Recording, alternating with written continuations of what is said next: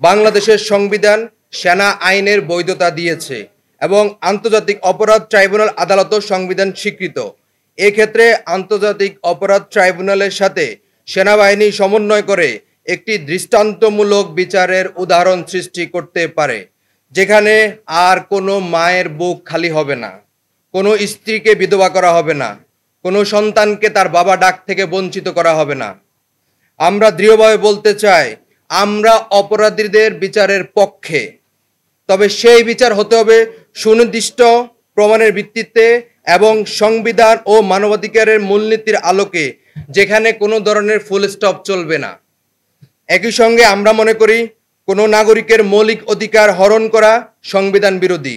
রাষ্ট্র ও সংবিধানে স্পষ্টভাবে বলেছে, কোনো ব্যক্তি চূড়ান্তভাবে অপরাধী প্রমাণিত না হওয়া পর্যন্ত তাকে অপরাধী বলা যাবে না, এবং সে যদি প্রজাতন্ত্রের কর্মচারী হয় তাহলে তার চাকরি আইনগতভাবে বহাল থাকবে। আমরা আরও জোর দিয়ে বলতে চাই, দেশের সার্বভৌমত্ব রক্ষায় নিয়োজিত সদস্যদের মনোবল ভেঙে দেওয়া বা বহির্বিশ্বে বাংলাদেশের সম্মান ক্ষুণ্ণ করা কোনো দেশপ্রেমিকের কাজ হতে পারে না। বিশেষ করে সীমান্তবর্তী দেশসমূহের সামনে আমাদের প্রতিরক্ষা বাহিনীকে মাথা নিচু করে দাঁড়াতে হয়, এমন কোনো পরিস্থিতি আমরা বাংলাদেশে দেখতে চাই না।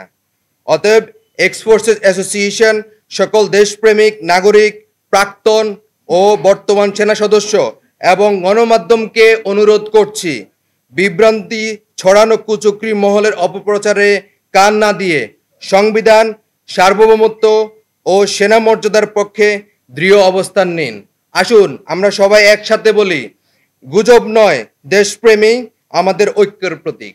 এখানে আমি দুটো বিষয় মেনশন করেছি, সেটা হলো কোঅর্ডিনেশনের ক্ষেত্রে, আর একটা বিষয় হচ্ছে ফুল স্টপের ক্ষেত্রে।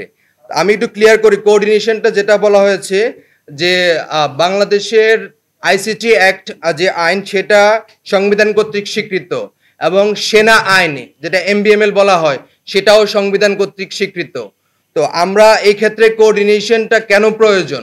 কোঅর্ডিনেশনটা প্রয়োজন এই জন্যই যে আমরা যদি আমার সংবিধান, আমার মৌলিক অধিকার রক্ষা করার ক্ষেত্রে কিছু অ্যাক্ট আছে, যেমন আপনার সংবিধানের আর্টিকেল 31, আর্টিকেল 35 এবং আর্টিকেল 65 এবং আর্টিকেল 152, যেখানে আর্টিকেল 152 ল অফ ডেফিনিশন, যেখানে আইনের সংজ্ঞার সাথেই সাংঘর্ষিক হচ্ছে আইসিটি অ্যাক্টের কিছু, আবার সেখানে কিন্তু একটা আইন আছে যে হলো যদি কোনো সাংঘর্ষিক হয় তাহলে সেক্ষেত্রে আইসিটি অ্যাক্টটাই প্রাধান্য পাবে।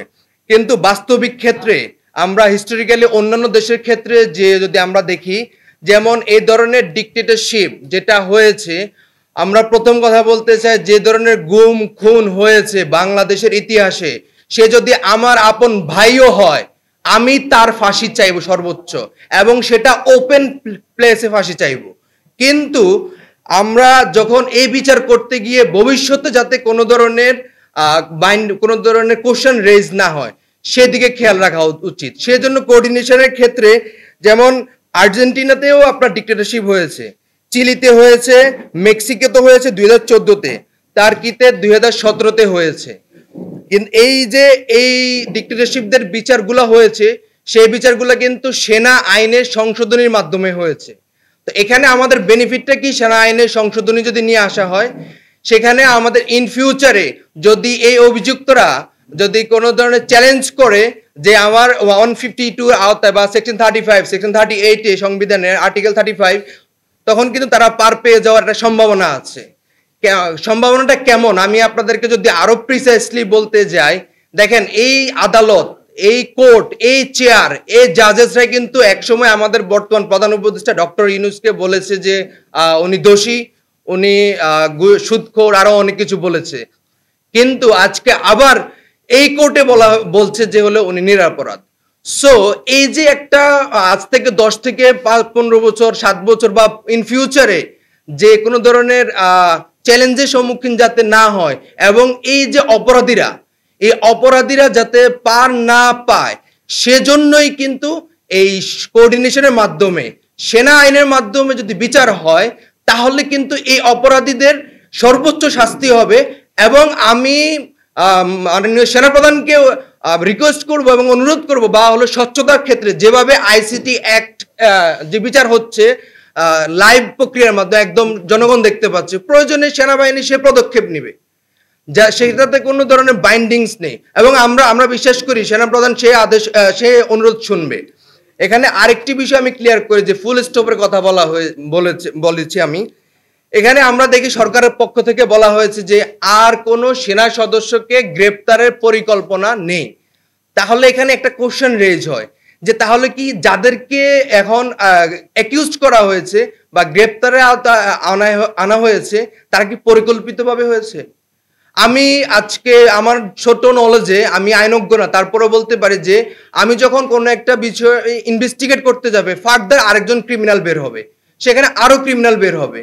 তো সেখানে যদি আর কোনো পরিকল্পনা না থাকে তাহলে যে 25 জনকে এখানে গ্রেপ্তার দেখানো হচ্ছে বা তাদের বিরুদ্ধে অপরাধ নিয়ে আসা হয়েছে সেখানে তো ফুল স্টপ দেওয়া যাবে না।